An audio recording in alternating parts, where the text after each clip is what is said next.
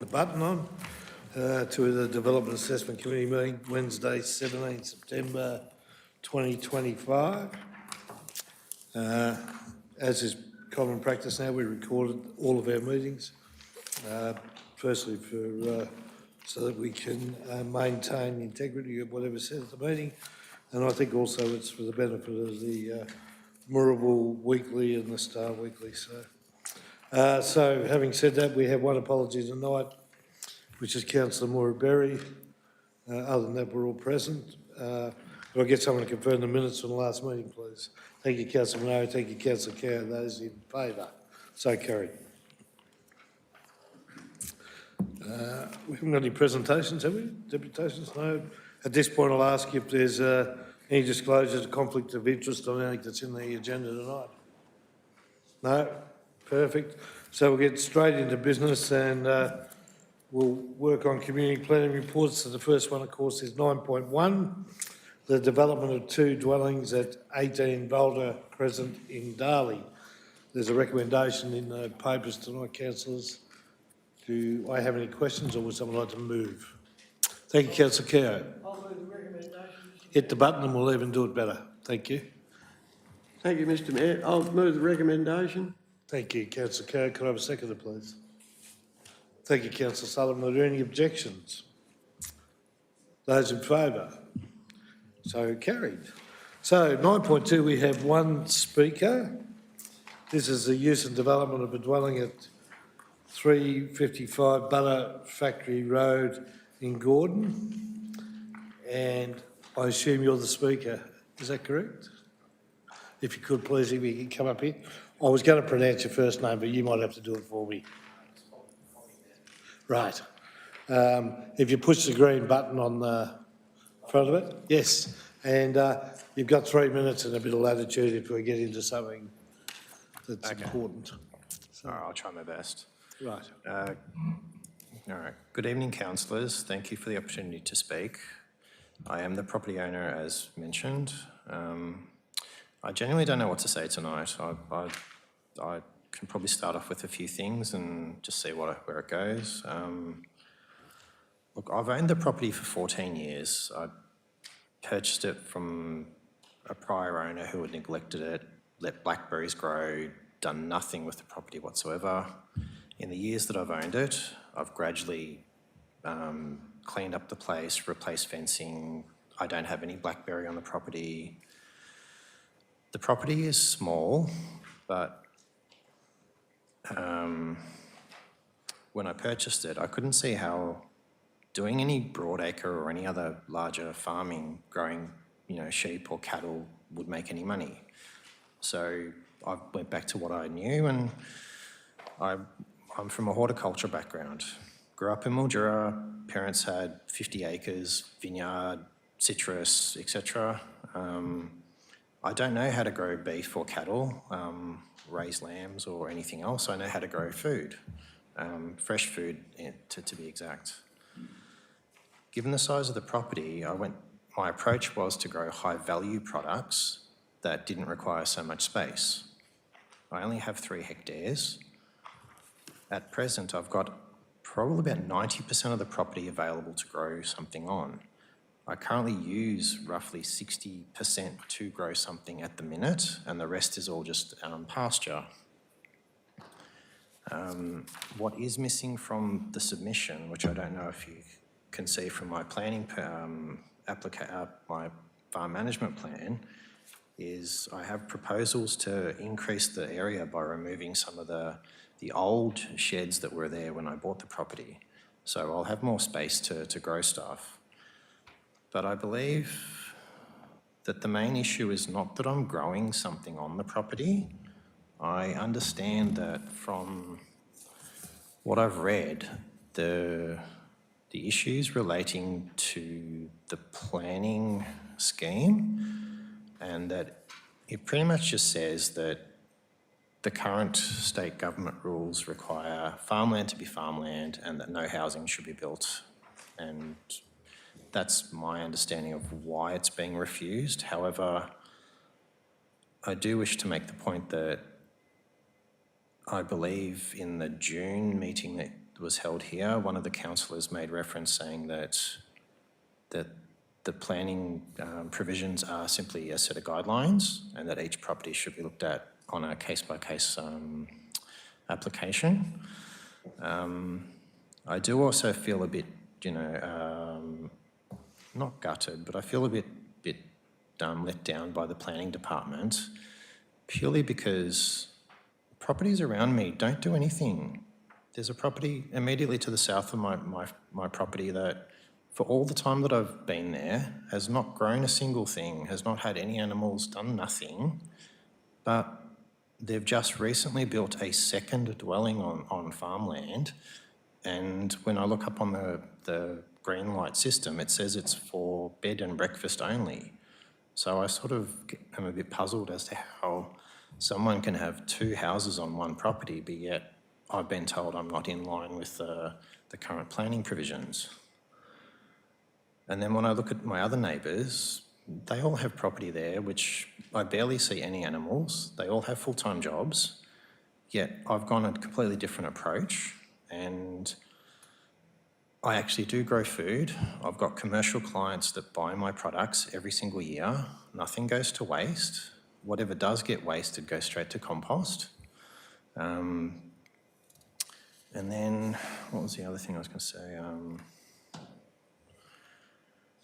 And I do refer, I know there's a VCAT reference in here, but I can't really compare to that property. That property borders the wetlands. In paragraph 50, there's a reference that says that there's potential for flooding to go into the wetlands and cause environmental issues. My property borders the Western Freeway. I don't have these issues.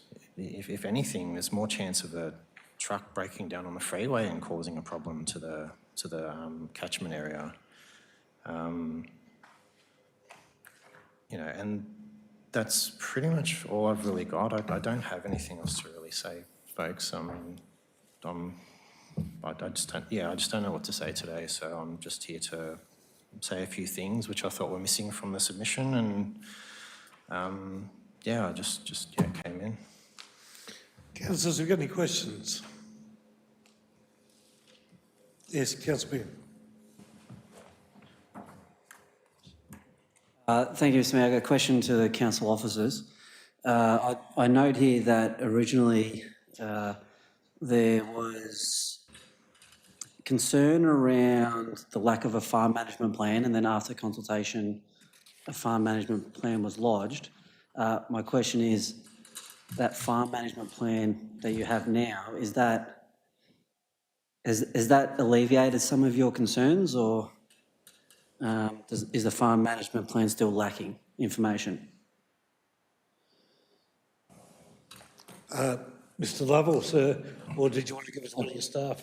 No, thank you. So through the chair, the issue is not the farm management and how the agricultural production is occurring now or into the future with the additional strawberry and fruit fields. It is to do with the dwelling on the land, that it's not supported by planning policy, and the nexus between a dwelling and requiring a dwelling for that agricultural activity. I'll just ask at this point if anyone wants to shadow a motion. Mr Mayor, I'd like to foreshadow a motion, thanks. Thank you. Councillor Minogue? Thank you. I'd just like to ask a question of the applicant, if I could. Can you explain to us what, you grow all sorts of, is it fruit and veg? Mm-hmm. Yes.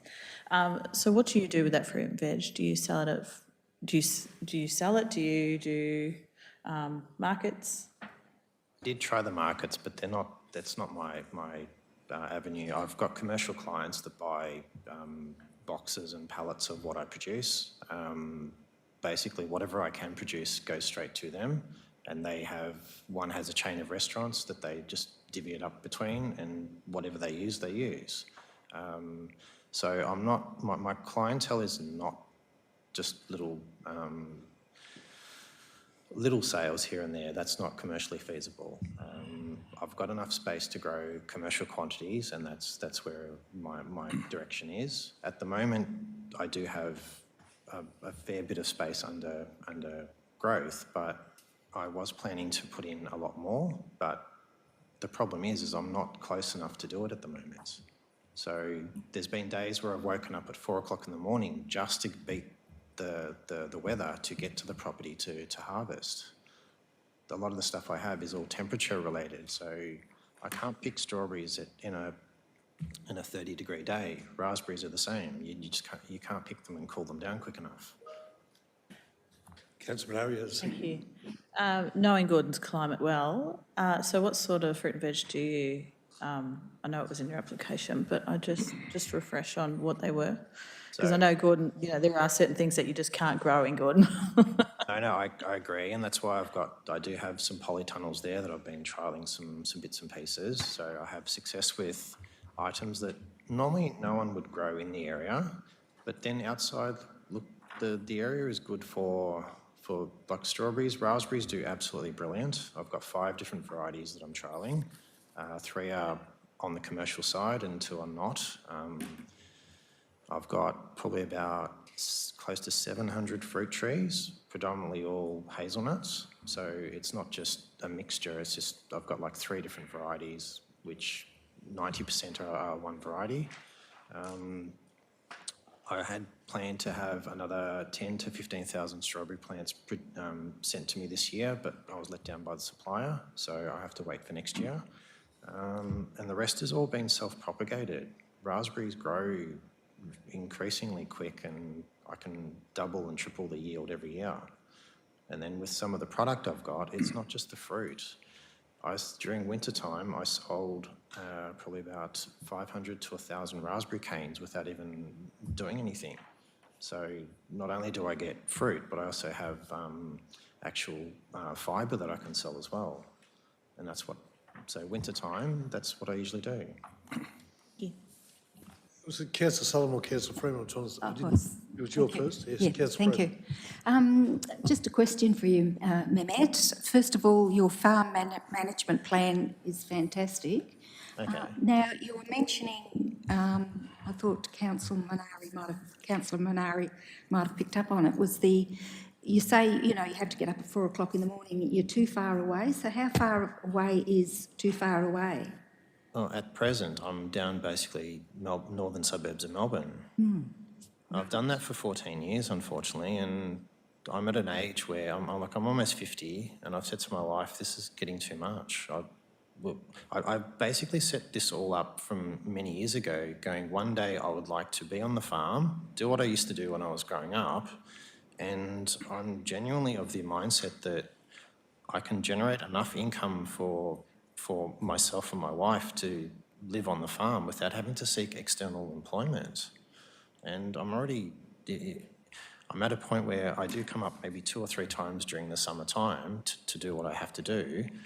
But if I was there 6 days a week, I wouldn't have to leave. I'd be able to, that whole place would be full of produce if I had the chance. So how many days a week do you sort of come up, is it? Wintertime, not that much, probably once or twice a week. Yeah. But during the peak of summer, before Christmas, I was up pretty much 4 to 5 days a week. Right. That was the peak of when I was.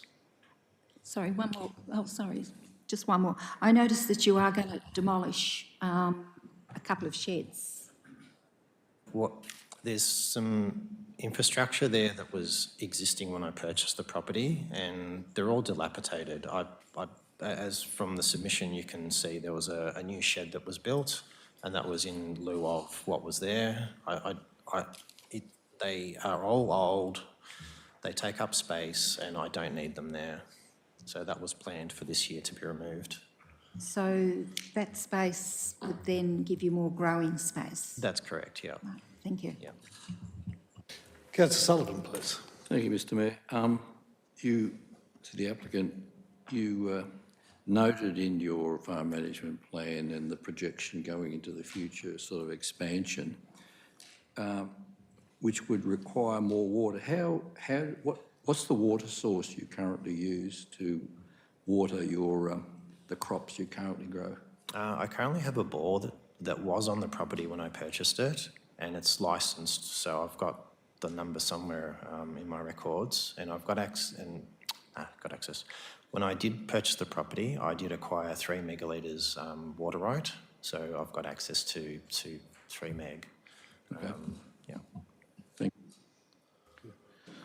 Councillor Ward? Thank you, Mr Mayor.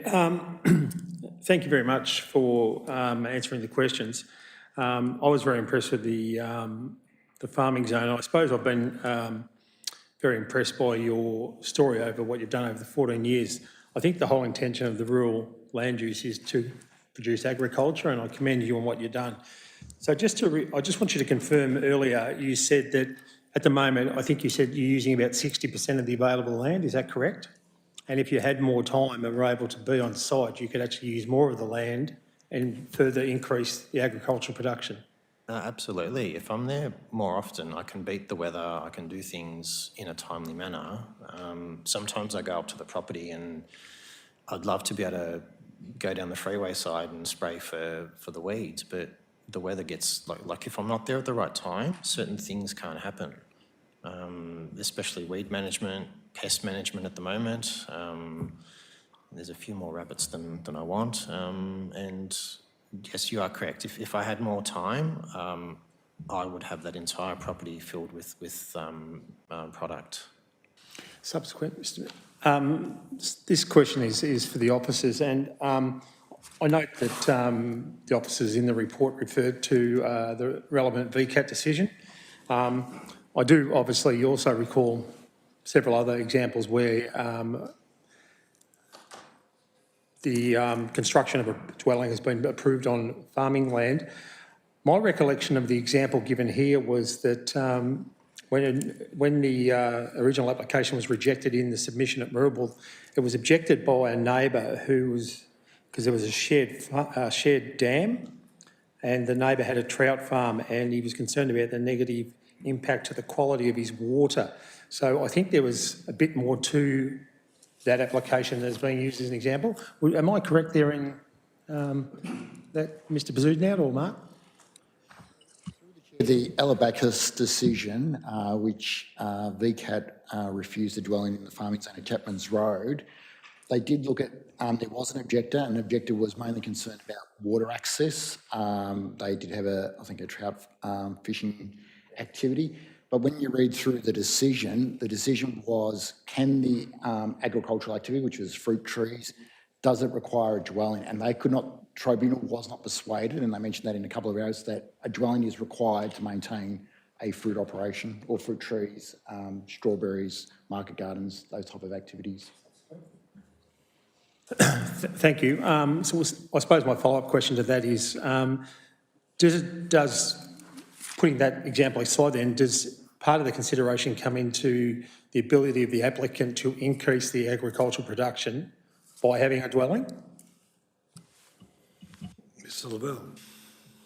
So particularly with agricultural production and cropping, you can increase it without a dwelling. So for example, it's operating now without a dwelling, and there are examples where if, larger scale, that could be assisted, with, for example, with rural workers. A couple of questions. You came from a traditional background of being a blocky, is that? Pretty much, yeah. Yeah. So, and the historical reference to blockies in Mildura was exactly small parcels of land to condense agriculture into areas. So is this the same methodology you're using for this small parcel? That's what they would use in a traditional blocking?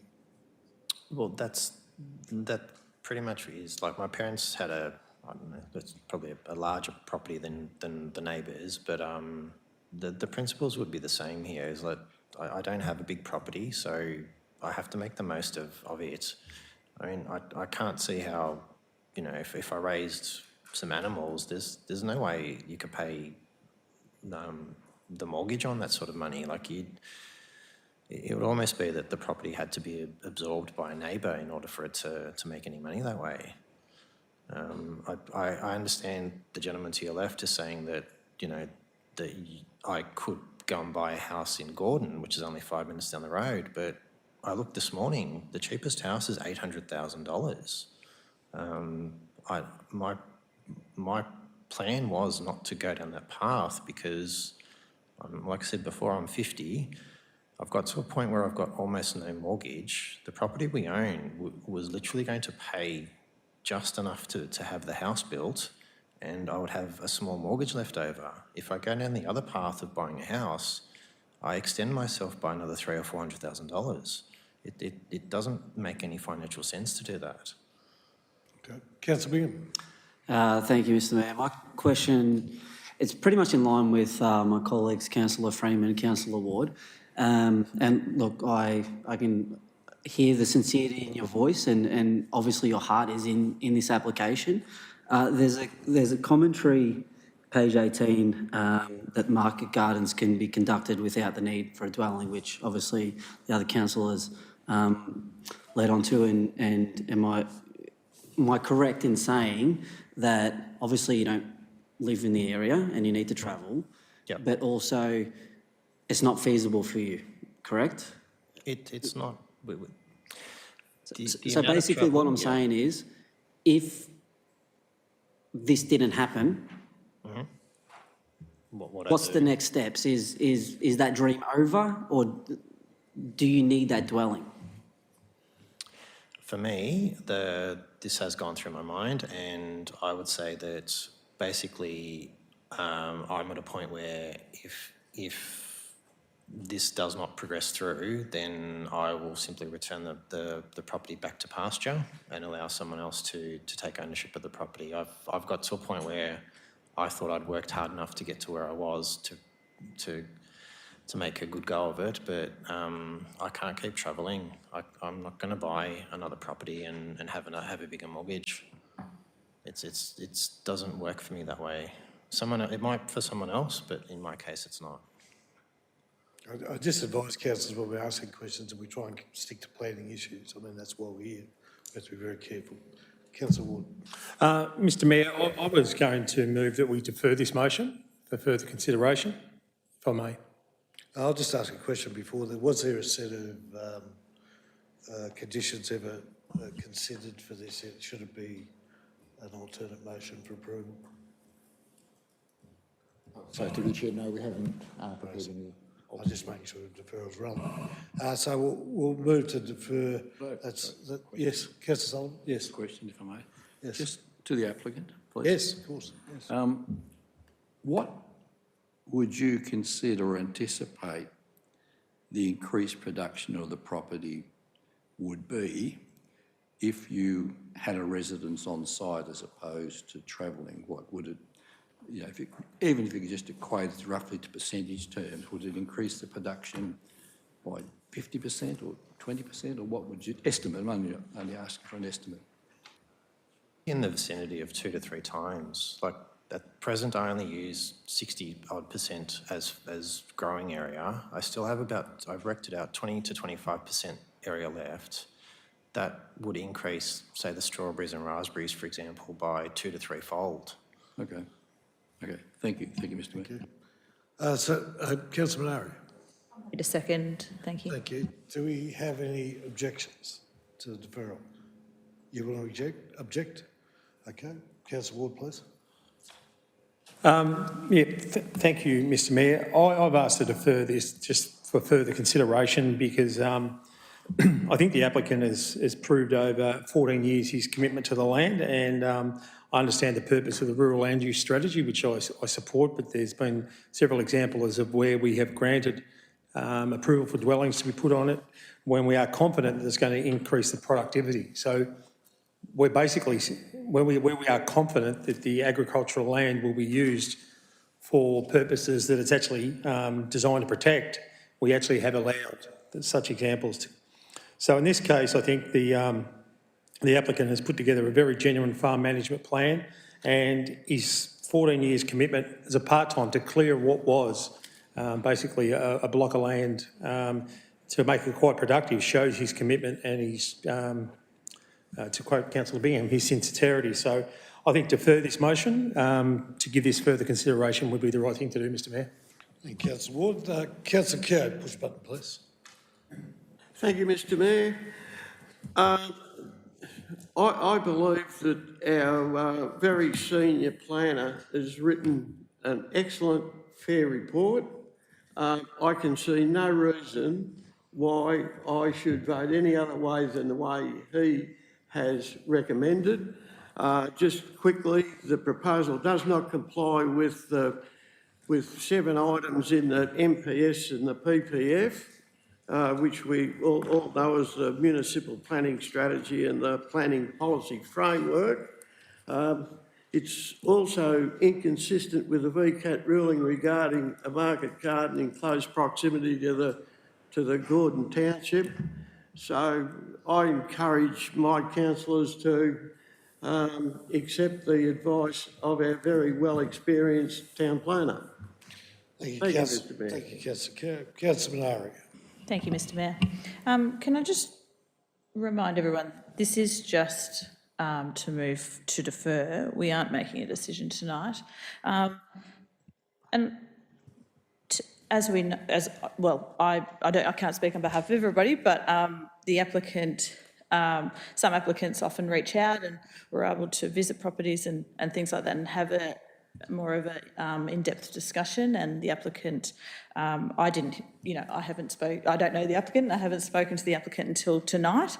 And tonight has opened up a lot more information than was on the paperwork. So I would like to go back and have more discussion and have more time to think about this. I don't like rushing my decisions in a DAC meeting, so I welcome the deferral. Thank you.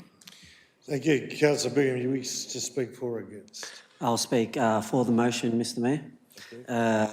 So the reason why I'm in favour of Councillor Ward's motion to defer is that there are a lot of merits. Obviously the applicant is quite sincere in his application, and I would certainly be in favour of a decision to grant the permit. But however, I'm not about making decisions on policy on the fly. So Just did. if we refer Mr Mayor, if we refer Mr Mayor, we give the officers the opportunity to present an alternative motion with a bunch of conditions. Thank you, Councillor Bingham. Anyone else wish to speak for or against? Councillors. So we have a motion in front of us. Could you please close the debate? Thank you, Mr Mayor. I suppose I just want to endorse Councillor Keogh's comments. It is a very detailed report. It's been prepared by experienced and officers that I regard very highly. However, I must point out that the officers don't have discretionary power. We as councillors do. Policies are in place for a reason, but when we think there are genuine reasons why those policies circumstances may allow us to reconsider those policies or exceptions to those policies, we do have that power at a DAC. So I'm not preempting any decision. What I'm asking for is a deferral to allow us to look into this matter a little bit further based on what I have found to be a compelling argument tonight. Thank you. Thank you, Councillor Ward. So, councillors, we have motions moved and seconded. We've debated the issue. So those in favour? So the motion to carry, to defer is carried. So this will come back to another council meeting. There'll be, I'd assume, an alternate motion created because the motion has to come back the same. And I assume one of the councillors, in this case probably Councillor Ward, will ask for a conditional report to understand whether it can or can't be done. So I'm not sure when it'll come back, but I assume it probably at the next meeting. Would that be fair to say? So thank you. No, that's Nice to fine. meet All you. good. All right. So do I go? Do I sit or go? Yeah, no, you can stay if you like. It's very entertaining here. Yes. Or you can make some cup of tea if you like. So, right, councillors. Councillor Sullivan, please. Just on this matter, I think we don't want to be making policy in a vacuum. And I think this could be the catalyst for how we address some smaller parcels of land or smaller holdings in the farming zone, which there are many in Moorabool Shire, and many of which are not contiguous with adjacent land, so they're standalone. So it may be a body of work that sometime we're going to have to do. How do we ensure that those properties do remain productive going into the future? And I think that's why I think this could be the catalyst that starts that conversation in that regard. Thank you. I agree. Could I say, Gleb, to just make some comments on small blocks historically, if it's okay with other councillors, but after the Second World War, and I refer to the blockies in Mildura, there was a number of parcels of land that were cut up that were against what was considered to be the farming zone in the Sunraysia. And they were called blockies, and they were 25-acre blocks. Some became 50-acre blocks where they bought out people beside them, and there was also soldier settlement in amongst here that was produced. It was predominantly produced to create a grape industry or a sultana industry as well, and then later oranges and nails. And when these blocks were first handed out, there was no housing attached to these blocks, and there was a report done in the 40s about the difficulties in trying to maintain citrus blocks and not living on the property, because most of the people lived in areas like Kubiella, Mildura and Det and places surrounding. And so they developed a strategy up there to create an alternate farming zone, which was later to be called the blockies. And whilst that industry's had a lot of ups and downs, as I'm sure the gentleman would attest to, it's also been a traditional historical way to deal with farmland that, for a lot of reasons, had become arid throughout the Sunraysia, and it become very difficult to do any broadacre farming. So they sought the alternative, and that's exactly what they did. So it probably goes to what Councillor Sullivan had spoken about, that we are going to have these situations where there is possibilities that aren't your traditional market garden lands, but because they're not irrigated, but they are fitting into a certain genre. So maybe there is a case for our farm zone planning in the future for this type of activity. And I suppose I'm just putting it out. I'm not saying that this particular item is one that fits the genre, because we haven't seen it in that space, but I think it is certainly something that we should look at into the future in terms of small lots. We have a lot of them. There's going to be a lot of changes in terms of agriculture, and maybe we need to look outside the square. So I thank the council for allowing me to speak outside of my normal role. Thank you. Now, moving right along, unless anyone else has anything to say about it. No? Okay. So we'll go to, is there any other business? And I'll go to you, Councillor Sullivan, please. Well, I guess we were broaching into that area in that last conversation, Mr Mayor, but I do think that it's probably small holdings on better quality land that is more versatile. As the gentleman said, he has irrigation water, which is a prime prerequisite if you're going to change into some sort of horticultural type use of land. You do need water, and you do need high quality land to start with, and with that high quality land you also get better drainage and what have you. I mean, there are some parcels of land in the Shire where small parcels, but I would actually nominate them as rock and rabbit country, to be honest with you, and but they wouldn't fall into that category. And I think it's a conversation we probably do need to have. Thank you. Thank you, Councillor Sullivan. Councillor Kerr. Any general business, sir? I have no general business, Mr Mayor. Councillor Taylor? No other business, Mr Mayor. Councillor Minari? The business, Mr Mayor. No general business, Mr Mayor. Councillor Freeman?